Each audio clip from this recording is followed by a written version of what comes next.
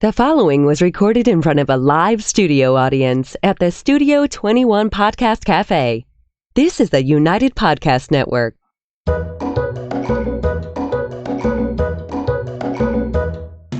Welcome to the Quirky Dog Podcast, inspired by some of the quirkiest dogs you can ever imagine, and the owners who love them.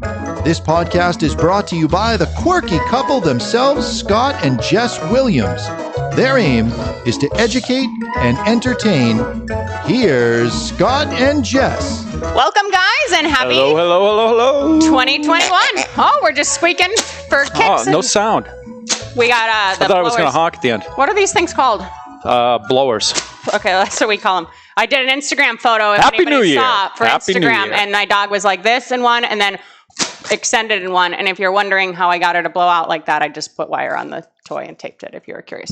But Happy New Year, Happy 2021. We are going to discuss. I was going to talk about using a clicker and teaching the dog to exhale, like blowing bubbles underwater. It was one of those like last minute 10:30 New Year's Eve things. We moved along quickly. So today we're going to talk about happiness. What's the quirky tip of the day? Well, Jess wanted to do a podcast on, is it happiness or happy? What is, because this is happy. It's very foreign to me. How to be happy and how to have your dog be happy. And we're going to do a podcast on happiness because the country and the world seems to be lacking happiness and personally, in a big way. I think that happiness is overrated. Okay. But that being said, can you do the quirky tip, love bug? I thought maybe we could read the definition of happy as our quirky tip of the day, 2021. The first one of the year. Happy. 1, delighted, pleased, or glad as over a particular thing. To be happy to see a person. Not to be confused with slap happy. Okay, your definition. My parents used to make me slap happy quite a bit when I was a kid. That's the definition of happy. You're not in charge of quirky tips for 2021. He just reads off the phone. I'm happy. But I do want to also say that we watched this movie the other night that kind of sparked this interest for this podcast, and it came out in 2011. So this movie's been available to all of us for 10 years. But the movie was entitled Happy, and it was written or directed or everything by a guy named Rocco Bellic, and it was a great movie, and we really identified with a lot of like the fundamentals of it as far as like what we find happiness to be and how we've sought out happiness, and we're kind of continuing on this journey. So I always think of your parents, like when you talk about happiness, your mom would always say like, are you happy? I mean, who's happy? Like that was always like a sign that they would talk about. Like they always just thought that like you only can be a certain amount of happiness. And I agree that that's probably the case, but this is being studied now. There's positive psychology out there. Like that is a field. There was a happiness course that Yale offered online. It's their most popular course about happiness. They were offering it free during the pandemic. There's all of this stuff out there for us to utilize, and yet nobody does shit. So we're going to talk to you a little bit about our journey and the journey that we are in the middle of, and also about how your happiness relates directly to your dog. And this is kind of a point that's so often overlooked. Many trainers will blame you that you're not doing it right and your energy's off and this, that, and the other thing. But at the end of the day, the more well you are as a human being and as a dog owner, the more well your dog is going to be inadvertently. And we'll give you some extra tips with the dogs as well. But really, this all ties in, and the happier you are, the happier your dog is. Yeah, and that being said, a dog can bring you a tremendous amount of joy as well. That is true. So one feeds off the other. That is true. You're happy because you have a dog. Your dog's happy to see you, and the happiness is just overflowing. It's just a beautiful thing. All right, kick off the happy journey with you because you don't have as much show and tell as me. The happy journey with me. Yeah, talk a little bit about your life and how you have tried to seek out happiness. I've just recently found happiness. This is actually quite true. Ladies and gentlemen. This is actually quite true. I've been around 10 years, so I didn't just bring the happiness. Well, but I would say that you have made some pretty big changes in the last 2 years. I would say I made the mistake as a young person thinking I was supposed to be happy, and I was looking for happiness, which was ridiculous. But I guess it took me like 30 years to figure out that was ridiculous. How are you looking for it? Joy is in the doing, not in the seeking. What ways were you looking for it? Do you want to be a seeker all your life, or you want to be a finder? That's what I had to come to the conclusion of. Okay. Do I want to be happy, or do I just want to look for happiness all my life? So explain the seeking, finding difference. How did that look different? You were seeking happiness, and then you found happiness. How did those things look different? Well, one is an external activity, seeking typically outside of yourself through activities, through relationships, through drugs, drinking, all those things that we all typically do. I'll give you that. And the other could be a more internal process that could be It could be as simple as maybe just a walk in the woods that all of a sudden gives you a nice, comfortable looking feeling. within gives you a boost. And that's similar to kind of the way I thought of this. So Scott, I don't know, I don't think of myself as, or my life as, am I happy? I don't ask myself that ever. No, but I think contentedness and wellness and just kind of overall just steadiness comes from seeking within. If someone asked me if how my life was going, I'd say it doesn't suck. Okay. It's pretty good. We're going for happy. All right. So I'd say about 7 years ago, Scott was like, I want to float and I want to get a float tank and this whole thing. And my husband comes up with a lot of ideas, but this one was really out there. A float tank was like a $5,000 investment and he'd floated once and hated it. So that's why you wanted to pursue the journey, right? Well, I wanted to float because I had heard a lot about it from a meditative and spiritual perspective and just to help calm yourself down. And then there's the physical aspects of soaking in the Epsom salt and the warm water is all good for you, but it was really hard to find. There wasn't any float tank places there weren't many anywhere. Float centers there. There have been a few that have popped up since then, but he was interested in this activity. You got in the tank your mind was racing. What happened? What made you say you wanted to get a float tank? Yeah, I wanted to relax in the tank, and I thought that was something I needed. Up to that point, I had quit drinking and doing drugs and everything for up to that point, probably 28 years. And I was just feeling like something was missing, and I needed to put a little more attention on quieting my mind and getting a little more centered within myself. Yeah. So I found someone that had a float tank, tried it, and then the place opened in Somerville. I tried it there 3 times, and I didn't enjoy it any of the times. I had a lot of tension in my neck. I was having a hard time relaxing. So we bought a tank because he hated it so much that he thought it was great. So we bought this tank. It was a big investment. I think it was $5,000 at least. And then when we make the first payment, we read over the contract and we had a great idea. We were going to put it in his son's room. His son went to college. The kids aren't with us anymore on the weekends. So we're going to put the tank there and we can shower and go in and everything else. And then we read the contract after you purchase it and it's like, it should be on a ground level. So great. That's too heavy. So then we go to the basement. We do a huge remodel in the basement. Well, if you know anything about Scott, after listening to us for any amount of time, we did this whole big to-do, right? Remodel, tank, probably a $10,000 project. Then Scott doesn't use the frickin' thing. So now I'm pissed because it was not only a lot of time, and of course it's one of those things that comes in a million pieces, but it's sitting in our basement. We've done a build out for it. So I started floating out of spite. That was we have this frickin' thing. It's supposed to be so great for your wellness. I really got it for her. Maybe if that was his back end way to do it, it worked out great. But anyway, I start floating. I'm like, I'm going to float once a week. I'll go in this thing for an hour, whatever else. Floating became my life. I floated 2 hours at least 2 to 3 times a week, I'd say for 2 years. And then when we were selling our house and moving into our facility and we fired our employee, I thought, oh shoot, my floating morning, it'll be hard because now I have to go let dogs out at work. What am I going to do? I woke up at 4 a.m. and got in the shower and I would float from 5 to 7. And I'm not let's get up in the early morning kind of person. So anyway. I was just getting out of the tank at 5 a.m. I had just finished my 3 hours of floating. Scott started seeing the benefit that I was having from floating, and he started floating. And I would say that was where we started our journey of introspection. And the interesting thing about floating for me, especially when we had our own tank, is I had to hold myself accountable. It's so funny. Mom who is just going crazy before COVID wouldn't miss her spin class to save, her life, but maybe yoga or something else this woman isn't going to make herself do. So wellness is just as important as fitness, as everything else that you force into your schedule. The kids getting to soccer, that was a thing. Okay, this is my day. I'm going to do it. I'm going to float. And we had huge benefit from there. And I would just say that our mindfulness journey kind of grew as time went on. Yeah, another thing that makes me happy is getting into pursuing hobbies. And I've always been this type of person. Jess mentioned this to me yesterday, and it's true that I was doing unusual hobbies. Excuse me.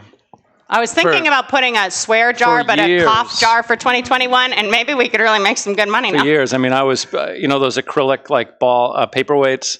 I was putting bugs in acrylic paperweights 30 years ago. Mm-hmm.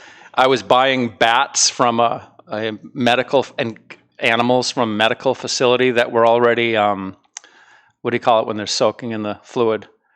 But anyway, they're preserved in a fluid, and I was mounting them on walls. I would say one thing though, the difference in your hobbies is you would always sometimes try to turn that into financial gain. you were enjoying them, and then you were thinking, how can I sell these and make some money off of this? Yeah, that does undermine the happiness and the pleasure. That is, he's always been a tinkerer, but now, like, if he grows weed, he's just, like, hanging out with his plants. He's not doing something. I'm not thinking about, and that's a family thing that my family always, whatever you're doing, how can you make money at it? That's always been the second question. How is that going to make you a living? Being mindful has been really beneficial for both of us. So I started having these, like, stupid... And I'll say, to conclude my hobby line...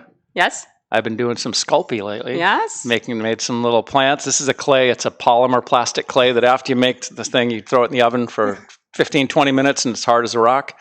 So it's really cool. It's not expensive. I'm messing around with different things. And I kind of think we should use our podcast.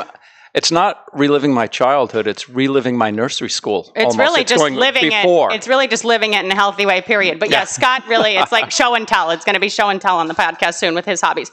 But anyway, these books, I'm not a big artist. If you checked out our podcast during COVID, Scott and I did a drawing contest, and everyone, it's just well known that I'm not a good artist. But these books, these mindful books, have like all these little activities and all these little like things that you can do and come up with. That kind of stuff. Well, I first brought this to St. John a few years ago, and I have gone through like many different books like this. Another thing we both really enjoy. So you go on vacation and then you work through a book like that on vacation. I used to, but now I'm trying to incorporate it into our daily life, just like we meditate for 40 minutes a day. Writing is a big thing that brings us both happiness and joy, and like literally like pen to paper writing. And this isn't the same for everybody, but if you're not creating something, it doesn't have to be a podcast. It doesn't have to be a dog training program. It doesn't have to be something great. Even cooking. You enjoy making breakfast now. Even creating a meal is creating something. If you're not doing anything to fulfill your creative outlet, you may be lacking some happiness. And that's kind of like we try to give our dogs the most fulfilling life as possible, right? Like, let's make this well-rounded and let's get them in a nose work class and, they need to do this and this tricks class and they get to move up a level. This is great. I'm going to get the certification. But then when it comes to us, we just live in this very like day by day setup where we go to work, we come home, and then we just die. Like, that's how we do our lives. But we're trying to give the dogs all this enrichment and all this extra stuff. Like, do a little bit of that for yourself. A huge game changer for me was a gratitude journal. And the funny thing is about a lot of this shit, it's not like, Scott and Jess came up with doing this stuff. If you start to study successful people, Tony Robbins, Marie Forleo, Oprah, like people that are doing pretty well and have their stuff on lock at this point in their life, they all do practices like this. So my gratitude journal was a big thing. I lost a student a few years ago to IPF, idiopathic pulmonary fibrosis, and he was this awesome guy. And I started it actually on my birthday in 2014. That's cool. So he got this tattoo on him that said, "Make every breath count," when he was diagnosed with IPF. But it was so, when he looked in a mirror, he could read it himself. So if anybody else saw it, it's like, oh my God, what does he have on his chest? But that was his point. So he was big on gratitude, and he was big on living in the moment, and he was big on accepting death and all of this. And he ended his journey with IPF like 2 years in, and it was, we were there for all of it, but he was big on gratitude. And his partner at the time said, like, why don't you guys try to practice some gratitude and see if that can give you some benefit? And literally every day after Art died, I went kicked him off the property at that point, but go ahead. Every day after my student died, I would go through and I would write something I was grateful for every day. And then the nice thing about that is now if I go back through and I write again, I can read a memory from 6 years ago or 5 years ago or something. But it's the smallest little thing. It's literally like this little tidbit of your day where you're like, I'm grateful for this. And you can think it, but if you write it, it means even more. All right, when we get back from break, we're going to talk even more about including the dogs in this journey, and you're going to be happier than you've ever been your whole life. Wow. What makes Kuranda beds chew-proof? Only Kuranda beds have a patented design which secures the fabric inside the frame, making it totally inaccessible to jaws and paws. Your dog can't chew the fabric because we've hidden the edges inside the rails. Dogs love Kuranda beds. See why? Kuranda beds come in a variety of custom sizes. You can even add a fleece pad on top for extra coziness. And these beds can be used both indoors and outdoors. But best of all, our beds are easy to clean. Just wipe them off or hose them down.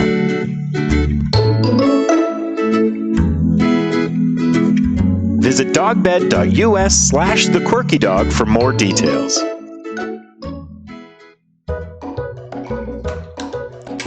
All right, we are back to Quirky Questions of the Day. We are going to do a quick one today, and it is, what do I do if my dog is anxious in the car? So what would your answer for that be? Well, I would try to create a more positive experience in the car, as we talked about with one of my clients on the way here. He has a dog that gets really worked up in the car. He started feeding his dog meals in the back seat of his vehicle, not even going anywhere.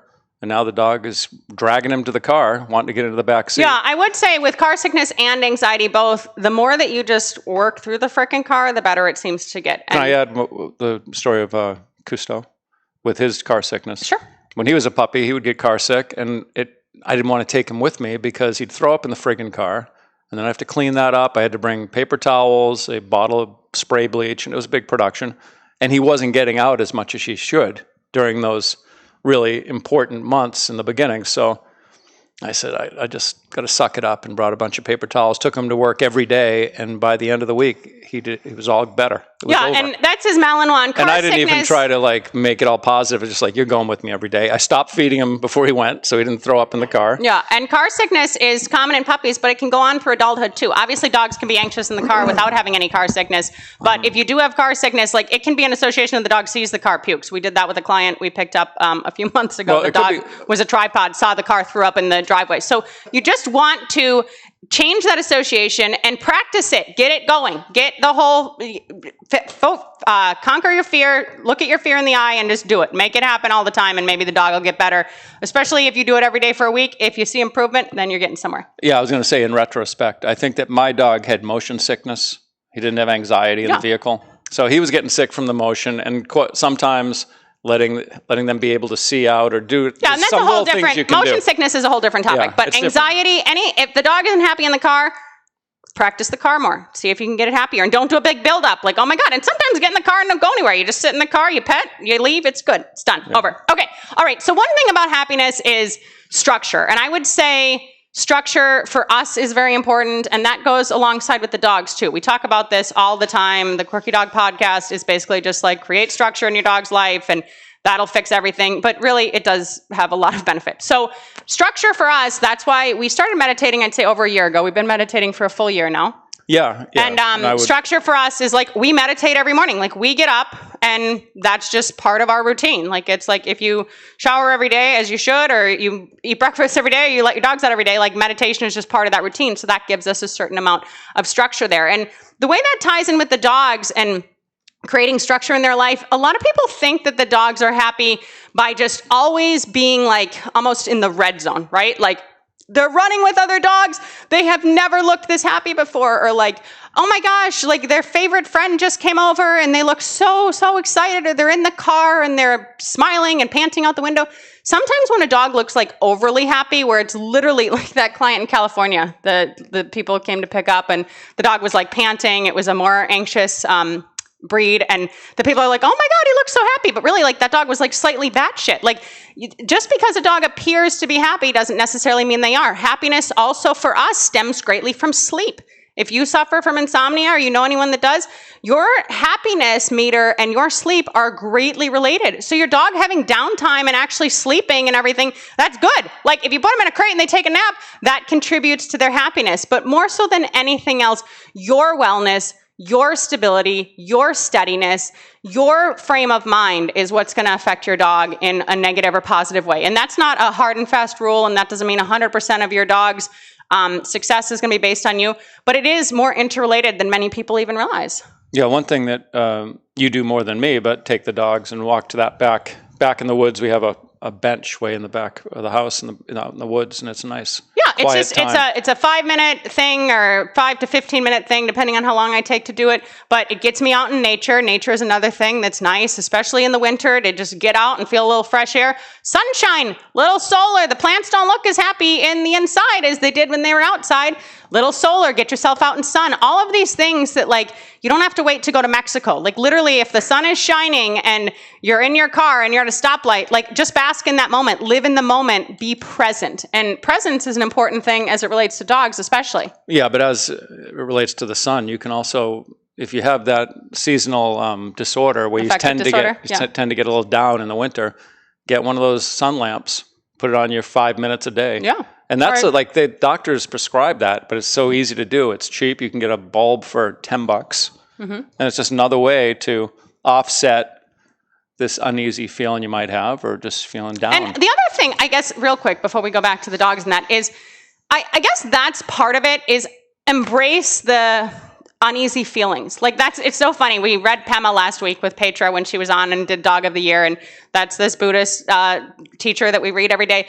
And literally Scott, like a month ago, looked at me when he opened up the book and he goes, I think Pema is a sad soul. It is just so true. It's like half the time you open it up and it's like embracing your sadness, surrendering to this like suck. Like, it's all of this. But part of it is just like being in that moment and being like, yeah, it sucks. Like we are in the middle of a pandemic. Like finances are tight for a lot of people. There's a lot of unrest going on. But like just live with that. And we can't always expect things to be all la-di-da and unicorns and butterflies. Like that isn't how life is. So if you can't accept the way that things are and be in the present and enjoy the present for what it is, really outside of circumstances, that would be a huge piece of advice. And that would help both you and your dogs in that sense. Yeah, it's funny. It makes me feel good. I wouldn't say happy, but it's interesting. It's like doing the things you're supposed to be doing in life, which you're good at that, but doing things that normally you don't want to do. No one's holding you accountable. Maybe it's dishes. Maybe you should clean the bathroom. You don't do it.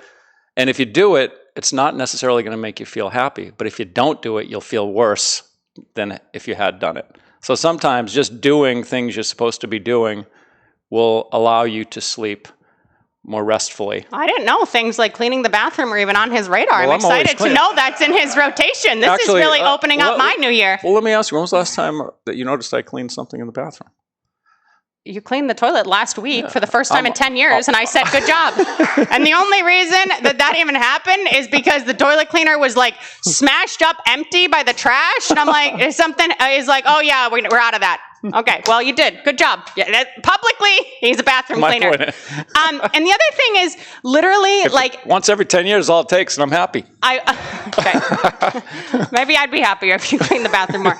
Okay, so I want to get back to dogs and being present, and then I just want to talk about writing things down, especially as it relates to goals, because we talked on this a little bit last year when we were smoking a cigar with Dave on the 2020 New Year's podcast, but 2020 is just all in the past now, and we just have to look for 2021. I want to add one tip before you close out, too, so go ahead and tell me your thing. Okay, let's do yours first. Well, I wanted to say we're going to have better organization the rest of the year, I promise. Just for my sake, more than anything. Why would we start now? Go ahead. This organization. Go ahead. Going to the gym. Exercise is a huge part of feeling good. And I get such a high when I work out, and I haven't been going to the gym in a while, and I'm noticing it. But that's something that you go to the gym, it's a pain. I don't want to go necessarily. Most times I don't want to go. Just go. Physical activity, but getting your body moving. Same after thing. I go, I feel great. And then I actually, I'm stronger. I'm not as heavy. So many benefits. And part of the reason I think the gym has always been good for you is Scott acts like, I just get this big high when I work out. And yes, that's part of it. But he also has to be very present. Like, especially when you're bench pressing and stuff, you can't just be out to lunch. If I have 35 pounds over my chest, I got to be very careful because that could come down and it could be a big problem. Okay. Well, let's not act like you're so pathetic. But really, being present is what you have to. If you're not present at the gym, you're going to fall off the freaking treadmill. This is your moment. This is why people enjoy that sometimes, because you have to be in the moment. And it's the same thing with the dogs. Like we talk about so often with transitions. Okay, we're leaving the house. Everybody just thinks, okay, we got to get into the car to get to the vet. The important parts of that are the transitions. So the dog, maybe if it's in a crate at home, coming out of the crate, getting a leash on, getting through the doorway. Were you present in that moment? Did you ask the dog for a little bit of structure? Especially if it's going to be an anxiety-provoking thing, where was the dog's headspace moving into it? And we try to preach this a lot with dog owners because they're just always somewhere else. So they're always 10 steps ahead. And really, if you're not in the moment and you're not looking at your dog and seeing okay, he's reacting to that person this way, he's reacting to a dog that way, he's reacting to this that way, you miss the moment, things blow up, and then all of a sudden it's just complete chaos. So being present, not only for yourself, but for your dog and your dog's success are very, very important. Do you agree? I agree 100%. All right. I just want to close 100%. Out on writing things down. And this is important for us. Get some sleep, eat a good meal, go to the gym, work with your dog. Have some downtime, quiet time. Get yourself a hobby. Something where even if you sat without your phone for 5 minutes a day and did nothing else, that's a start. And we meditated. We used to do 10 minutes, and then we did 20, and then 30, and now we're at 40. And 40 is good. I don't think we can be all pretzel-y longer than that. But every day, try it. If you try it for a minute, that's all you have to think about doing. But what I wanted to say is, a lot of times we have all these thoughts, and we're all excited about stuff. Write things down. Write your goals down. You can refer back to it, and there's something powerful about putting that onto paper. And I think of this, in relation, this book has a bunch of stuff with business stuff that we've done and everything else, but the very first page is about what we wanted from a rental. So when we moved out of our facility and we're trying to figure out what the hell we're going to do with our lives, we were trying to find like the perfect property. We have dogs. There's different stuff there. Finally, we literally wrote down like things that were non-negotiable, things that we would want and everything else. And I would say within about a month, we found the perfect place and it was great. So write down your shit. Don't just think about it. Write it down. And don't make your goals all crazy and out of this world. We just did our 2021 goals. We have 3 goals. We have 1 for in-person business and we have 2 for our podcast. Like that's we have things that we can focus on. If you spread yourself too thin, it gets a little bit crazy. Well, my goals were a lot more spiritual, but I won't get into that too heavily. We don't share all of our goals. All right, you guys, we are looking forward to a really great new year with you. We're excited to be here all for 2021. Next week, we are going to have a special guest from Critter Cavalry Rescue. It's an awesome rescue group that does a lot with fosters. And if you're thinking about rescuing a dog in 2021, this would be a great episode for you. Thank you for tuning in. Keep it quirky and Happy New Year. Peace out.